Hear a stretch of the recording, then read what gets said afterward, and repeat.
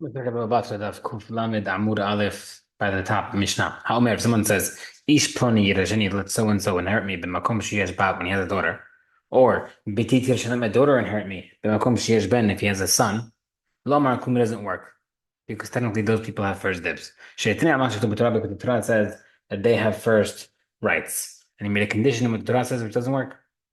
Rabbi Yochanan says no, it depends. If he's mentioning the person should skip, if that person's eligible for inheritance, not just a random guy, then okay, I mean it works. But if a person's not in line to inherit him, and it doesn't work. So the Gemara says, Tama sounds like the reason why it doesn't work in the Tanakama, the Aherim combat, because an outsider, when there's a daughter there, Ubat Bekomben, or a daughter when there's a son, that's the time it doesn't work. But let's say he would um prioritize the following. A son among the other sons, Ubad ben Amonot, or a daughter among other daughters. They don't come in, it sounds like it would work. Right? But in the next part of the Mishnah says, Rabbi Yochanan says, if you said in someone who was supposed to inherit him, it works. That'd be the same thing as Tanakama. Seemingly exactly what Tanakama holds, son among sons, for example. Right, so okay, no. Maybe you might say there's a difference. Maybe Rahman even work when even if he's prioritizing a random guy with even if, when he has a daughter or a daughter when he has a son, Vatana Bata says the opposite. My father Yochanan and Hamim did not argue an outsider with a daughter or a daughter and when there's a son. Shalom Markum doesn't work. A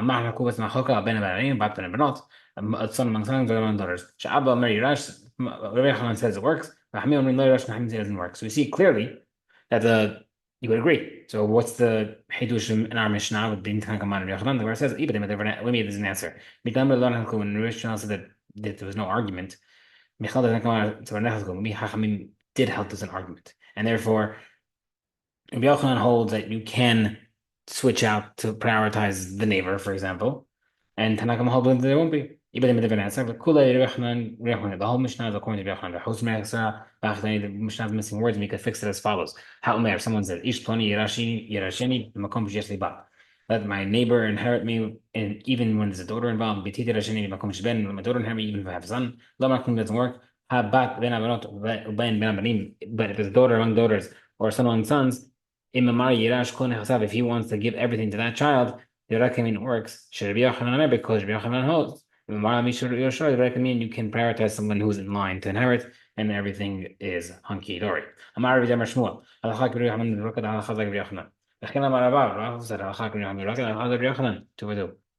What's the reason? My time, what's the reason Rabbi Yochanan says that you can prioritize? Pasuk says, on the day that it shall be that he gives his inheritance to his children. By saying that the father gives it over, it sounds like the father is given the right to give it to whoever he wants. We learned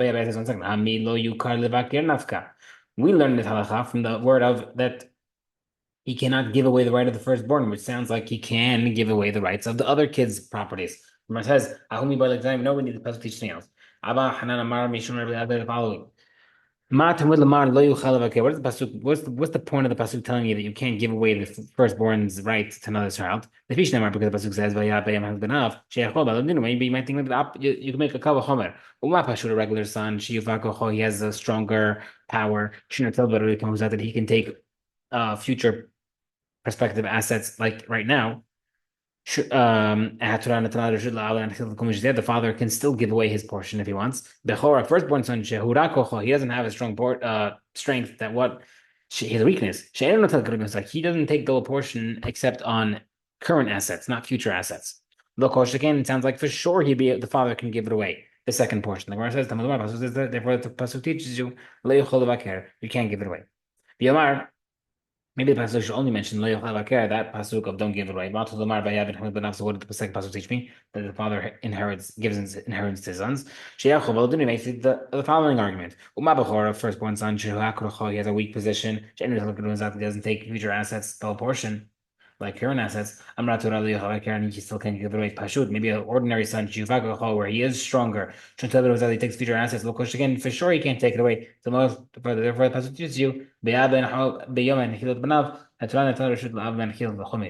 Torah is teaching you over here that the father can give away the regular son's portion to whoever he wants. So all you boys better behave. Marbi zirika marbi abi marbi. Halacha Yochanan Baruch the Chazak Yochanan Baruch. Marbi Rabbi Abba. Hora itmar. He says the halacha is like him clearly, but he didn't say anything else. So my Muslim, what's mahloket? More savar halacha adifa. The first rabbi said that it's halacha is like him, and therefore you can rule according to him. But more savar maasera. And the other opinion holds that no, we people say that halacha is like A, B, C, but what do we actually see them do? What are they posek like in an incident? Number nine, you don't learn halacha. Let me limud not from learning. Let me not from a case. Until I tell him halacha. This is the halacha to be followed. Sha'al, if you ask him about something, this is to be followed. You can say, okay, yes, you can do this for Shabbat, you can do it, but don't start making your own limudim to learn for other cases. Don't compare. Now, the Gemara says, the whole Torah is meant for that concept. That's why we learn halacha and Gemara and everything to teach you how to think. And therefore, if you come across a halacha or a halachic situation, you can apply your knowledge elsewhere. So what do you mean don't apply it elsewhere? Where it says, teaches don't compare one terefa to the next terefa, a case of an animal regarding kashrut, because the time person says, don't say regarding a terefa, oh, this wound is similar to the other wound, therefore they're both kosher, for example. Don't one say, oh, what do you mean? Because a terefa is basically an animal that died from a fatal wound. And therefore, we could say that this animal was fatal, cut on that inch, and an inch away could be non-fatal, and therefore don't compare. Amal Rabbi Yochanan. When you said like this, should we do it? Should we act like it? Should we act upon it? Amar lo ta'awid, don't do it. Adamina until I tell you the halacha should be done as practice. Amar lo Yeshua. When a document coming with a psak, my psak on a document comes in front of you, and you don't like you see something wrong with my judgment. Don't rip it up until you approach me first and let me explain myself. If I have a good explanation, I'll explain it to you. If I don't have, if you knock me out, I'll retract.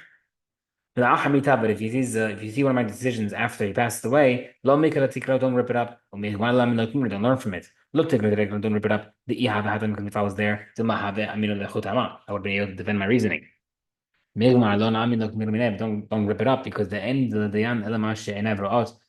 judge can only see what his eye sees. Meaning, when a judge makes a psak, he should only use the evidence in front of him and not guess. And therefore, you shouldn't use it to learn elsewhere because he may have been posek on one thing that was in front of him, but this psak doesn't work on your case right now, and therefore, since you can't consult him on it, you should not learn from that case as well.